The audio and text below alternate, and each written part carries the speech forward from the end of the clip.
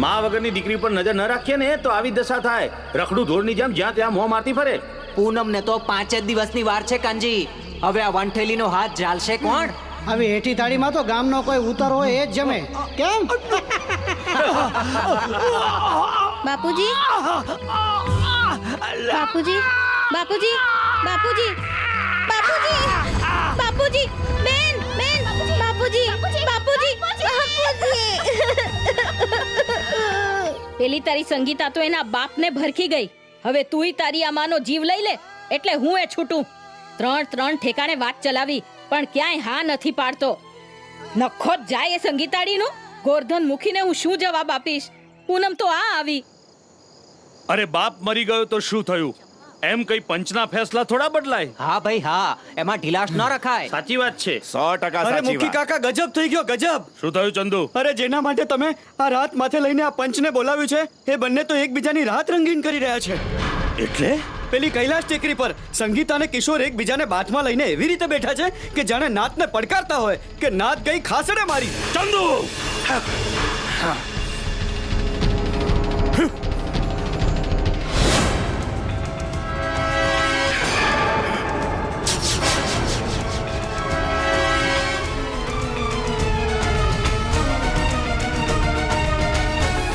લેલા મચુંદી औलाद.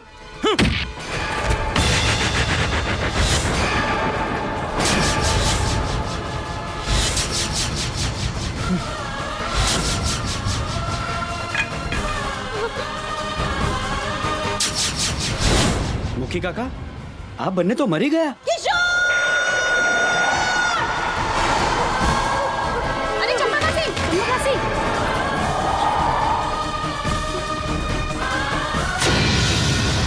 બેન બેન બેન બેન.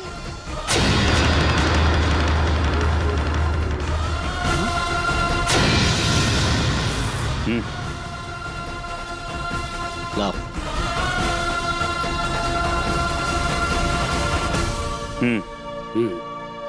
તમે અમને શું જુદા કરતા હતા ગોરધન મુખી?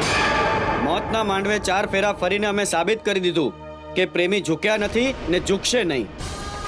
યાદ રાખજો મુખી, તૂટેલા દિલની બદદુઆ આ ધરતી ધ્રુજાવી દે છે. દિલ તૂટવાનો અવાજ સંભળાતો નથી પણ એ આભને ચીરી નાખે છે. અમને એક ન થવા દીધાનું પાપ એક દિવસ તમારી આંખોની ઊંઘ હરામ કરી નાખશે ગોરધન મુખી. આવી બદદુઆથી બાયલા ડરે, બાયલા. આ ગોરધન મુખી નહીં. ગોરધન મુખી, અરે શું મેળવી લીધું આ બેઉને મોતના મુખમાં ધકેલીને?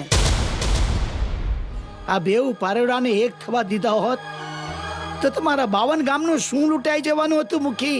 52 ગામમાં દાખલો હવે બેસશે વાલમ જોગી. આ પંથકમાં આ પહેલો અને છેલ્લો બનાવ સમજજો. ખબરદાર ખબરદાર કોઈ આ બંનેની લાશને હાથ પણ અડાડ્યો છે તો આ લેલા મજનુની લાશને કાગડા કૂતરા ચૂંટી ખાય એ જ એની સજા છે. ઉઠાવી લો પેલી ચંપાને. એ પણ જિંદગીભર અફસોસ કરશે કે કોઈએ એના દીકરાને અગ્નિદાહ પણ ના આપ્યો. હું અગ્નિદાહ આપીશ. જોગી ભક્તિને ખાતર ભેખ લેનારો હું વાલમ જોગી. આજથી લોકોને પ્રેમના પાઠ ભણાવીશ. હું પોકારીને જગતને કહીશ કે જ્યાં પ્રેમ છે ત્યાં જ પ્રભુનો વાસ છે.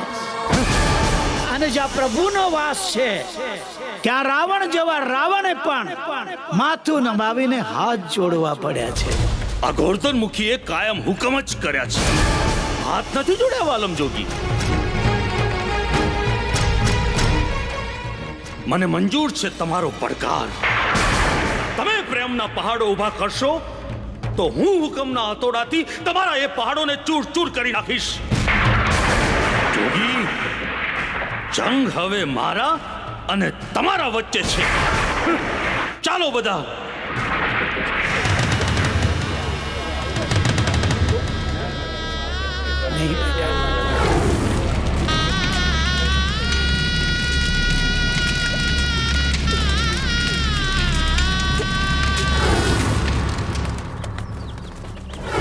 જોગી બાપા, આ લોકો કેમ મરી ગયા? બેટા,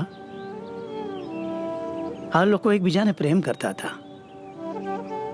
એ લોકોને ન ગમ્યું. લોકોને કેમ ન ગમ્યું? પ્રેમ કરવો એ ગુનો છે? ના બેટા, પ્રેમ તો ભગવાનનું બીજું રૂપ છે. અને જ્યાં પ્રેમ છે ત્યાં ભગવાન છે. અને સાચા પ્રેમીને ભગવાન હંમેશા સાથ આપે છે બેટા. જો હું પ્રેમ કરું તો ભગવાન મને પણ સાથ આપશે? જરૂર સાથ આપશે બેટા. પણ એક વાત ધ્યાન રાખજે, જે પ્રેમમાં હિંમત નથી હારતા એને જ ભગવાન સાથ આપે છે.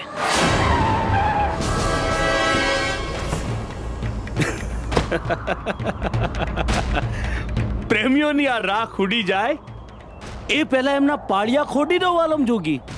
હા, એટલે જતા આવતા લોકોને ખબર પડે કે પ્રેમીઓનું આ મેં બનાવેલું મસાણ છે.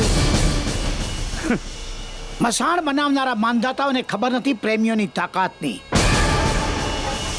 અને તમે જ્યાં મસાણ બનાવી છે ને ત્યાં જ હું મંદિર બનાવીશ, પ્રેમનું મંદિર. અને હું પ્રેમ મંદિરમાં એવા પ્રાણ ફૂંકીશ કે દસે દિશામાં પ્રેમ પ્રેમ પ્રેમનો પવન ફૂંકાશે. અને હું મારા પરમેશ્વરને પ્રાર્થના કરીશ કે પ્રેમના પવનની એકાદ લહેરકી તમારી હવેલી સુધી પહોંચાડે. એમ તો તમારા પ્રભુને એ પણ કહેજો કે મોકલે તો મામૂલી લહેર નહીં, વાવાઝોડું મોકલે, વાવાઝોડું. કારણ કે મામૂલી દુશ્મન સાથે લડવાની આ ગોરધન મુખીને મજા નથી આવતી.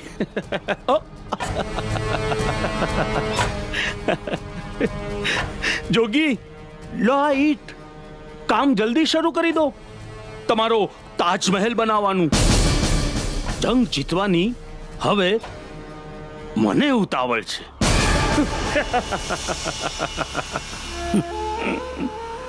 વાહ રે વાહ પ્રભુ, તારી લીલા એ અપરંપાર છે. જાણે અજાણે જે પ્રેમનો દુશ્મન છે એના જાતે તે મને પ્રેમ મંદિરના પાયાની પહેલી ઈંટ અપાવી. અરે વાહ વાહ મારા વાલીડા, વાહ.